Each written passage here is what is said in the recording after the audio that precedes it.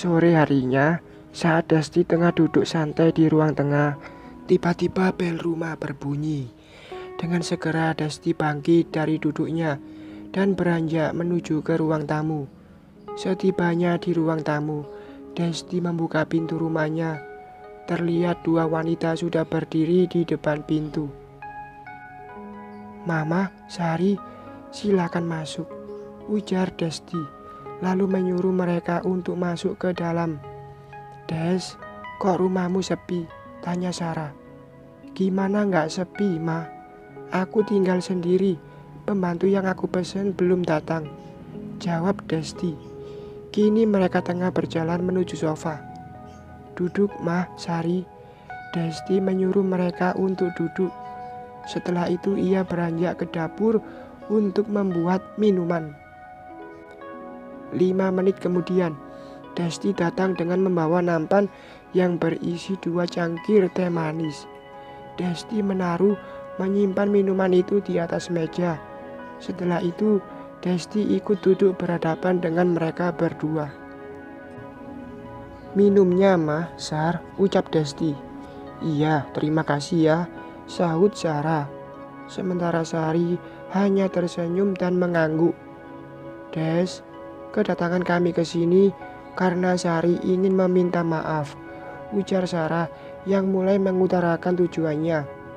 Desti terdiam sejenak. "Sari benar-benar minta maaf, Ma." "Iya, Mbak. Aku benar-benar mau minta maaf. Mbak mau kan maafin aku?" Kali ini Sari yang berbicara langsung. Desti menghela nafas. "Sebenarnya kesalahan kamu terlalu besar karena secara sengaja ingin menghancurkan rumah tanggaku. Tapi aku sadar jika Mas Fahri tipe orang yang setia, dia tidak akan mungkin tergoda olehmu. Sudahlah, semuanya juga sudah berakhir. Kami sudah sama-sama menjalankan kehidupan ini masing-masing." Jadi, Sari menatap lekat wanita yang ada di hadapannya itu. Desti tersenyum. "Aku sudah maafin kamu." "Mbak serius?" tanya Sari. Sementara Desti hanya mengangguk dengan tersenyum. Tiba-tiba Sari bangkit dan memeluk tubuh Desti. "Terima kasih ya, Mbak. Mbak baik banget, mau maafin aku. Padahal aku sudah membuat rumah tangga Mbak hancur." Sari sangat berterima kasih lantaran Desti mau memaafkannya. "Sari, sudahlah. Mungkin ini yang terbaik untuk kami," ucap Desti. Sarah sangat bahagia melihat mereka akur. Meski bukan saudara kandung, Sari melepas pelukannya dan kini mereka kembali duduk dan berbincang. Sarah menceritakan semua alasan kenapa dulu pergi saat usia Desti masih 15 tahun. Sarah memang pandai menyembunyikan rahasia, karena saat ia masih merawat Desti, saat itu Sarah juga sedang mengandung Sari. Usia Desti dan Sari terpaut 5 tahun. Jika sekarang usia Desti 25 tahun, maka Sari saat ini berusia 20 tahun. Sari memang sempat putus sekolah. Selain kendala biaya, wanita itu juga pernah menyimpan dendam, yaitu ingin menghancurkan kehidupan Desti.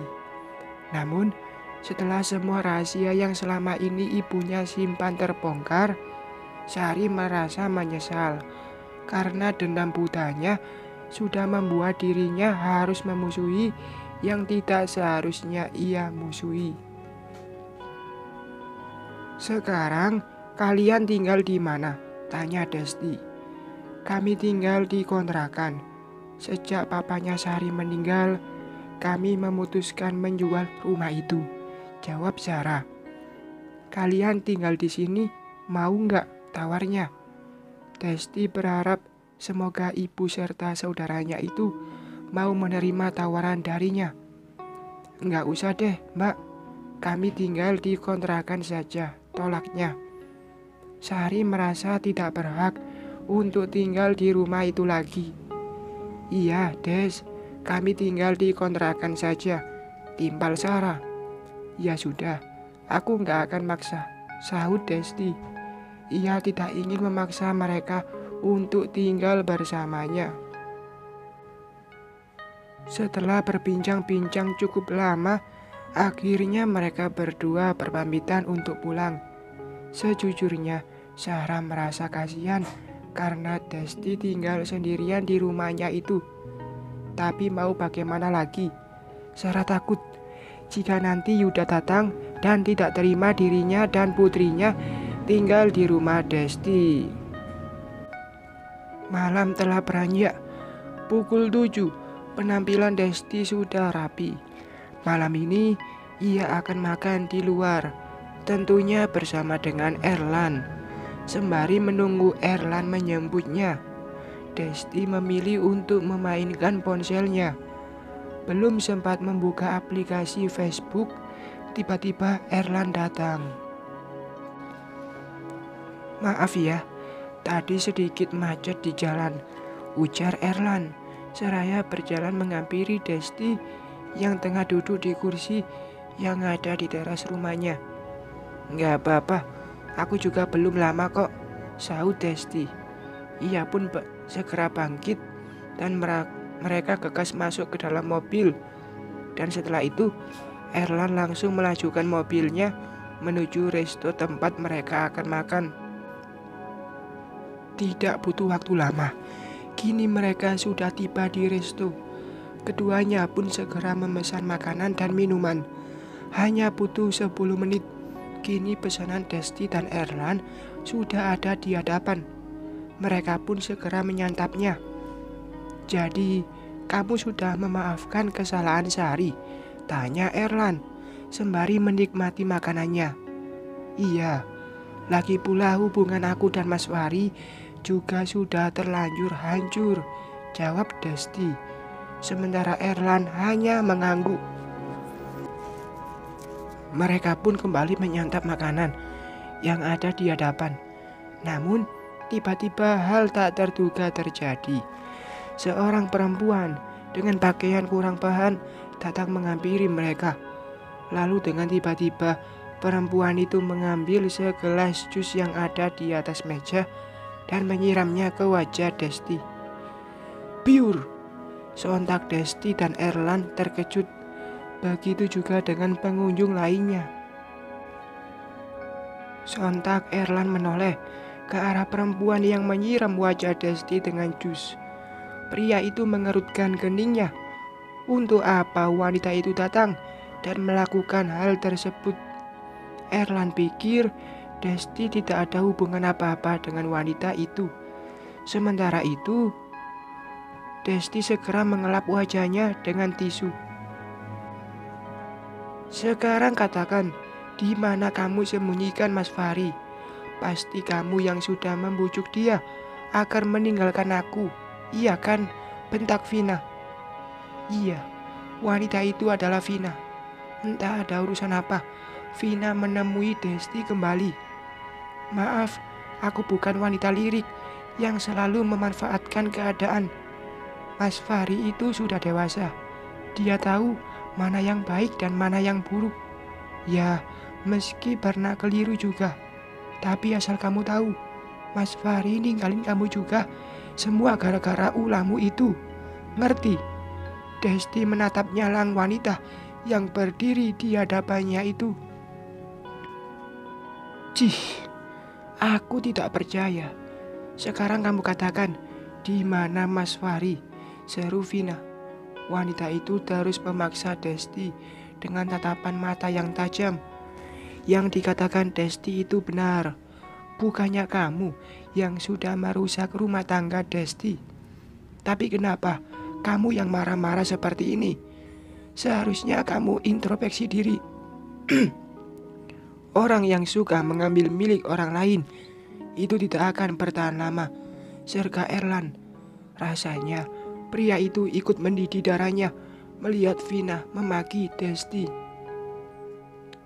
Diam kamu, aku gak ada urusannya dengan kamu, bentak Vina. Urusan Desti, urusanku juga.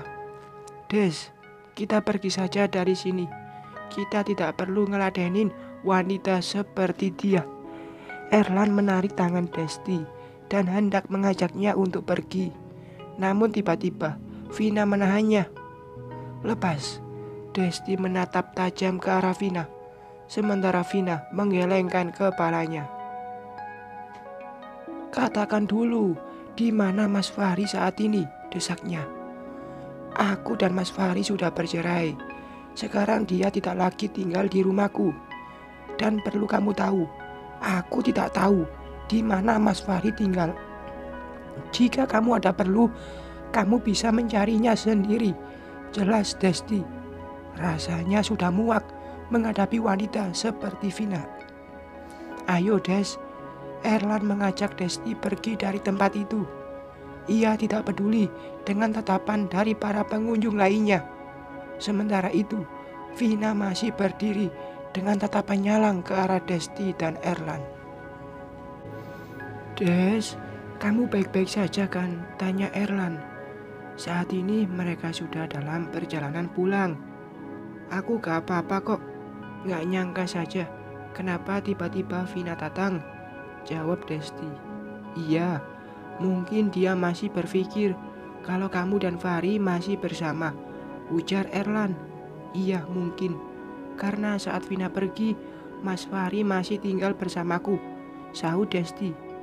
Erlan mengangguk. Setelah itu ia kembali fokus pada jalanan.